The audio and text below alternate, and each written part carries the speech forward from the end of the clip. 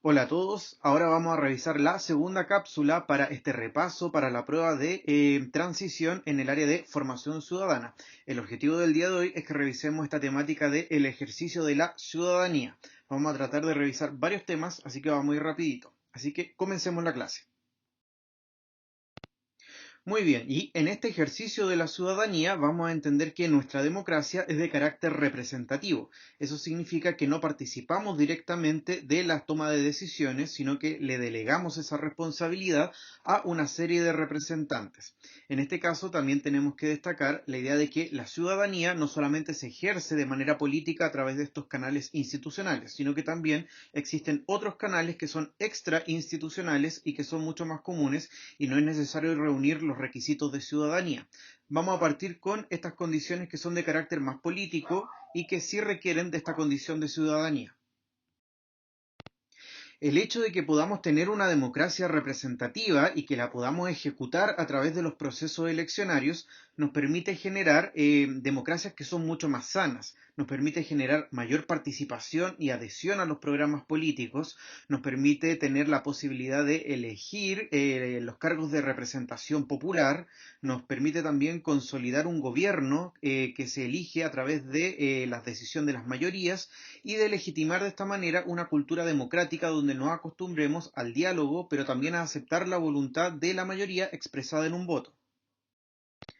Y tal como ya les recordaba, para poder ejercer este primer tipo de ciudadanía ligado a lo político y a lo institucional, es necesario contar con las condiciones de ciudadanía, es decir, tener más de 18 años, ser extranjero con una residencia mayor a 5 años y así poder optar a la nacionalidad, y también los extranjeros que hayan obtenido cualquier tipo de nacionalidad, que ya puede ser por gracia o por la carta de nacionalidad. En ese sentido, ser ciudadano nos permite tener acceso a los derechos electorales, que pueden ser desglosados en dos grandes posibilidades. La primera es el derecho a sufragio, el derecho a votar, y la segunda es el derecho a poder acceder a cargos de representación popular. Esto es muy relevante porque a partir del año 2012 la participación política se entiende como un carácter voluntario, es decir, se considera como un derecho y no requiere tampoco de la inscripción que se tenía que realizar antes, solamente se otorga de manera automática cada vez que cada uno de nosotros cumple los 18 años. Todo esto nos permite tener estos derechos electorales y hacer que todos los procesos eleccionarios cuenten con ciertas características. Las más importantes son, en primer lugar, que estas elecciones deben ser libres y abiertas, es decir, todos los ciudadanos habilitados para eso tienen el derecho a poder participar, ya sea votando o ya sea accediendo a cargos de representación popular sin ningún tipo de discriminación. También estas elecciones deben ser informadas, puesto que deben existir instancias a través de las cuales se informen cuáles son las ideas o las propuestas que presentan cada uno de los candidatos para que podamos votar de manera consciente. También deben ser pluralistas, es decir, deben dar la posibilidad de que todas las personas puedan acceder a pretender algún cargo de representación popular en toda la gama del espectro político, sin discriminación. Y finalmente deben ser elecciones periódicas, porque nadie se debe enquistar en un cargo, sino que, por transparencia, todos los cargos deberían ir renovándose cada cierto tiempo para que todos los ciudadanos puedan tener acceso a esos cargos de representación popular. Aquí pueden ejercitar con la primera pregunta, que está precisamente referida a esta transformación en la ley eleccionaria en el año 2012. La respuesta correcta la pueden encontrar en la guía con su respectiva explicación. Otra manera de participar en política, además de votar o de poder acceder a un cargo de representación popular, es a través de la participación en los partidos políticos, que es un concepto con el que ya estamos habituados y que lo podemos reconocer en las noticias. De hecho, en nuestro país podemos reconocer distintas facciones. Una cosa son los partidos políticos y otra cosa son las coaliciones, que son grandes grupos donde algunos partidos políticos forman alianzas para poder concretar objetivos en común. En nuestro país tenemos partidos políticos muy representativos. Por ejemplo, en la derecha tenemos a la Unión Demócrata Independiente y a Renovación Nacional, con algunos partidos nuevos, como Evópoli.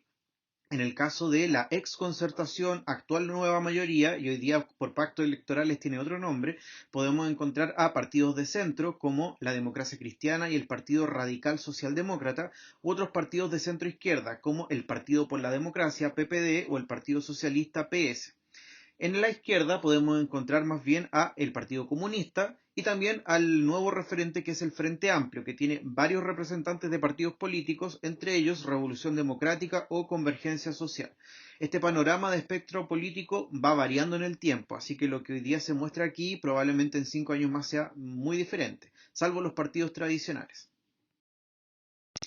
Los partidos son organizaciones de carácter intermedio porque establecen un vínculo entre la ciudadanía y el Estado, buscan establecer una conexión entre estos dos elementos y se caracterizan por ser agrupaciones que poseen una doctrina y una visión en común de la sociedad. En ese sentido, buscan expresar y encauzar estas distintas visiones para poder ocupar un cargo de representación en el poder y así poder llevar a cabo su visión de la sociedad. Buscan acuerdos políticos para resolver los conflictos democráticamente dentro de la sociedad y proponen políticas públicas para darle solución a las grandes problemáticas de la ciudadanía.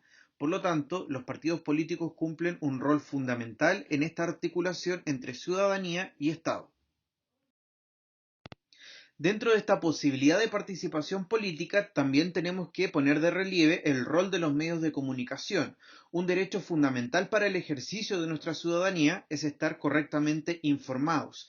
Y en ese sentido, los medios de comunicación cumplen un rol importantísimo, puesto que a través de su libertad de expresión podemos acceder a información que nos puede llevar a la toma de decisiones. En ese sentido, la prensa tradicional e Internet tienen una contribución muy importante para el desarrollo de una ciudadanía mucho más activa. Tradicionalmente conocemos a la prensa como el cuarto poder porque permite fiscalizar los actos de gobierno a la vez que nos permite mantenernos informados.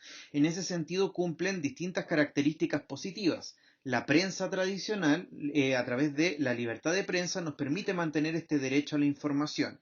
Y recientemente el Internet y las redes sociales nos permiten democratizar el acceso a la información con una mayor posibilidad de difusión a un mejor alcance por parte de todos los ciudadanos. Sin embargo, los medios de comunicación también presentan problemáticas para el ejercicio de la ciudadanía. En primera instancia, la prensa tradicional en nuestro país se encuentra fuertemente concentrada en ciertos grupos de poder económico y de poder político.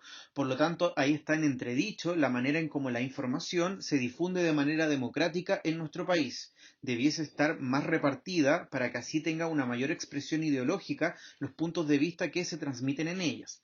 Por otro lado, Internet y las redes sociales están tremendamente desreguladas, por lo tanto, el derecho a una información eficaz y veraz en su debido momento no está debidamente adecuado o no está debidamente regulado en nuestra actualidad, poniendo de relieve, por ejemplo, situaciones como las fake news. Esos son peligros que también proponen los medios de comunicación en nuestra realidad actual. Con esta articulación entre el rol de la ciudadanía, los partidos políticos y los medios de comunicación, los procesos eleccionarios se pueden llevar a cabo de manera transparente y de manera periódica, libre y abierta con todas esas características que revisamos recién. Estos procesos eleccionarios se van a dar para elegir cargos de representación popular de distinta índole en los poderes ejecutivo y legislativo. En este caso, ustedes pueden ver aquí un panorámico de las principales características de las elecciones de los principales cargos de elección popular, desde el presidente, el más grande de todos, hasta las elecciones más locales, como la de alcalde y concejales y los core a nivel regional. Ahí en la primera descripción pueden encontrar la cantidad de años que duran en el poder, la cantidad de veces que pueden ser reelegidos. De hecho, en este año recién, en junio del 2020, se estableció el máximo de reelecciones para cada uno de los cargos, máximo 2, excepto en el caso de la elección de los senadores, y también excepto en el caso de la elección presidencial que no cuenta con una reelección de inmediata. El resto de los cargos de representación popular se pueden repetir como un máximo 2 veces en el cargo. Luego de eso quedan vetados. También el sistema por el cual son elegidos, que puede ser a través de la mayoría absoluta, en el caso de los presidentes, donde si no consigue un 50% en una primera instancia, debe seguirse una segunda vuelta con los dos principales candidatos más votados para ver quién de los dos gana, con un sistema de mayoría simple, como los alcaldes, que no necesitan completar el 50% más uno, sino que con una mayoría simple ganan la elección, o con un sistema proporcional, que es un poquito más complejo y que lo vamos a revisar más adelante. Y también la cantidad de cargos que se distribuyen en cada uno de estos escaños que se reparten en los distintos poderes del Estado. Los sistemas de mayoría absoluta o simple son fáciles de entender. Sin embargo, el sistema proporcional, que se aplica para las elecciones parlamentarias de senadores y diputados, y también se aplica para los concejales en las elecciones municipales y para los consejeros regionales, establece un sistema de reparto, un sistema proporcional que es nuevo y que se inauguró en el año 2015. En ese sentido, el sistema proporcional nos permite varias ventajas. La primera de ellas es que permite elegir a más candidatos por cada uno de los sectores donde se debe elegir. En este ejemplo podemos ver la elección de diputados en un distrito ficticio, que debe elegir a 5 diputados. Con el sistema binominal anterior solamente se elegían a 2 diputados por cada uno de los distritos electorales, así que este aumento de número, que puede ser de 2, 3, 5 o hasta 8, permite una mayor representatividad. También otra ventaja que permite es que se pueden elegir distintos candidatos de distintas también listas. En este caso ustedes pueden ver ahí el detalle, no se los voy a comentar ahora porque es algo complejo y más bien ligado a la matemática, tiene que ver con la existencia de una cifra repartidora y la división de los escaños a partir de la cantidad de votos que obtiene cada una de las listas. Y eso significa que las listas van a poder enviar a sus representantes en función de la cantidad de votos que cada uno consiga. Y eso no se podía hacer en el sistema binominal antiguo, porque como era binominal, solamente se elegían dos, siempre terminaban ganando siempre las dos mismas listas, que eran la Concertación y la Alianza por Chile o la derecha, lo que mantenía el duopolio en el poder del Parlamento. En este caso, el sistema proporcional permite una mayor representación de las minorías políticas que tenían muchos votos, pero que no lograban hacer ganar a un candidato con ese sistema de elecciones. Aquí revisen el ejemplo, si no les queda claro pueden revisar un ejemplo en YouTube donde se explique de manera más explícita y en detalle. No creo que la PDT les pregunte el detalle de cómo funciona el sistema proporcional, pero sí la comparativa con el sistema binominal antiguo. Que de hecho recuerden, el sistema binominal es uno de los enclaves autoritarios que dejó la constitución de la dictadura, porque eso permitía que siempre ganara la derecha y la concertación. En el sistema proporcional se rompe eso y eso es también un poquito romper la barrera que había dejado la constitución de 1980.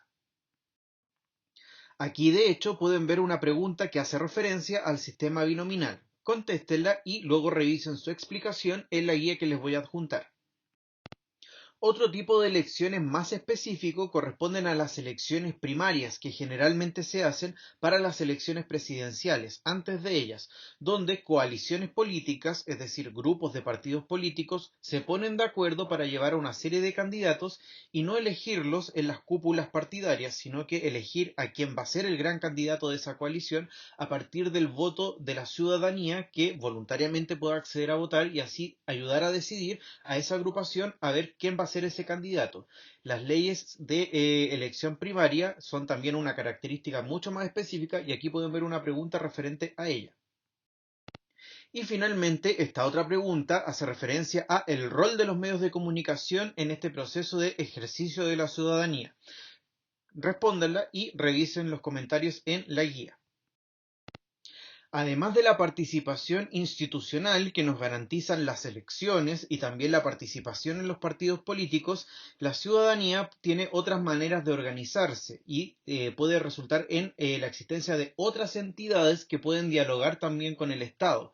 En las sociedades modernas tenemos dos tipos de organizaciones, las que tienen que ver con el desarrollo del mercado, es decir, las empresas, pero por otro lado, las de la sociedad civil, es decir, la de la ciudadanía que a través de grupos organizados puede expresar algunos fines o algunos objetivos para poder dialogar y poner en la palestra sus grandes temáticas. En ese sentido, vamos a reconocer a distintas formas de organización de la sociedad civil como otra manera de poder participar en el ejercicio de esta ciudadanía.